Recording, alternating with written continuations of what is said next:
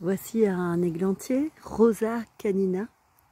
Donc c'est un rosier sauvage. Alors les rosiers donc, font partie des rosacées. Donc on voit ici la feuille composée.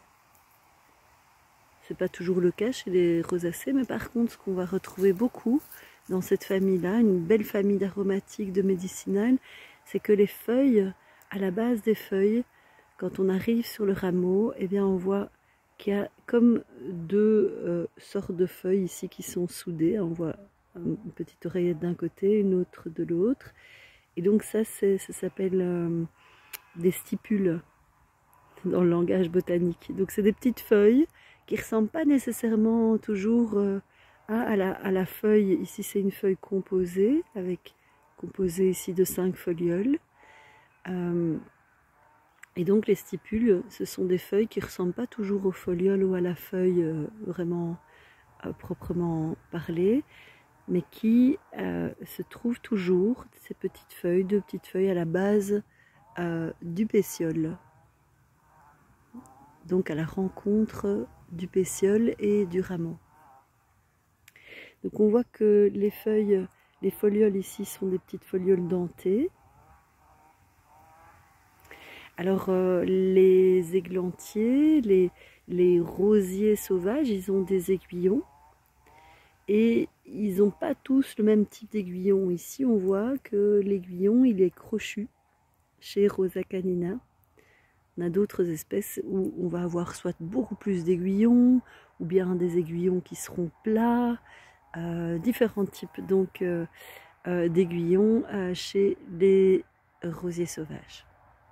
Le rosier Rosa canina, c'est un arbuste, donc ça veut dire qu'il est ligneux, il y a de la lignine dedans, dans les rameaux, c'est pérenne, ça ne va pas disparaître en hiver, et il peut utiliser les autres plantes pour un peu grimper dessus, il va s'accrocher avec ses aiguillons et aller chercher la lumière en s'aidant des arbres environnants. Mais on peut aussi le retrouver seul, donc il n'a pas vraiment besoin des autres arbres comme aurait besoin une liane par exemple.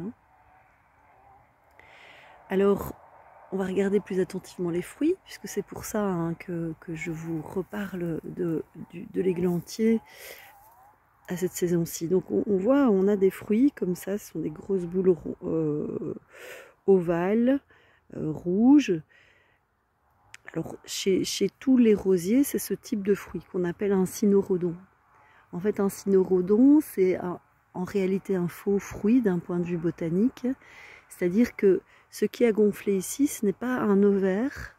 L'ovaire, il va contenir les graines.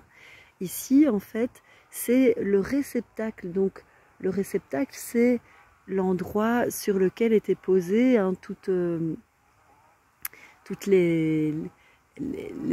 la fleur, en fait, avec ses étamines. Chez les rosacées, il y a souvent énormément de pistils et énormément d'étamines.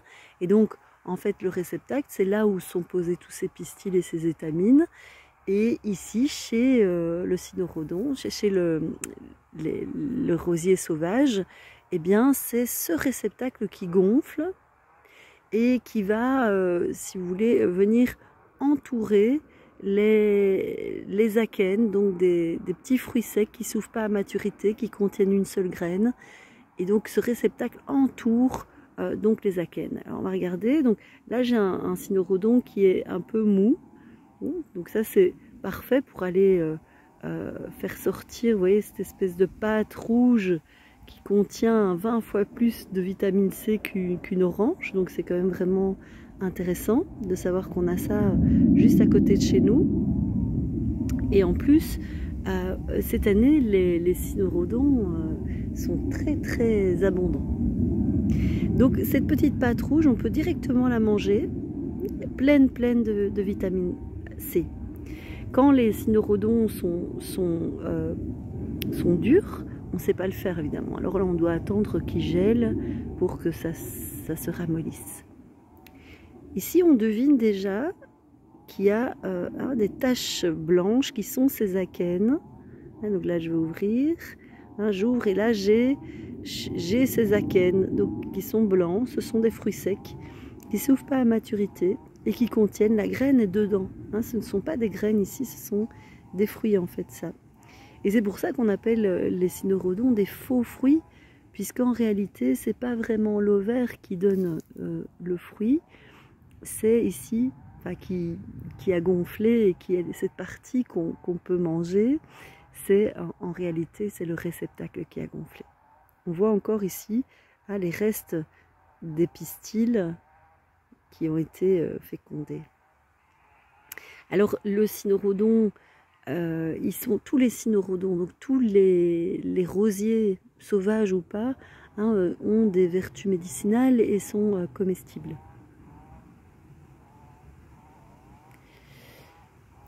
Ici, on va évidemment, quand on mange le cynorrhodon, on va bien sûr éviter de manger ces akènes, ces petites boules blanches, parce qu'elles sont toutes entourées de poils très irritants. Donc ce serait très irritant à la fois dans la bouche et ce serait aussi très irritant quand on ira aux toilettes. Donc on va tout à fait éviter ça. Donc ici on a Rosa canina, donc l'églantier sauvage, très bonne source de vitamine C et on peut en faire donc de ces cynorrhodons des confitures et des teintures mères, des petits vins médicinaux, etc. Il y a plein de préparations qui existent. C'est un magnifique fruit. C'est aussi un superbe fruit aussi pour pas mal d'animaux. Donc cette année, les cynorrhodons, les rosiers sauvages ont été vraiment très productifs.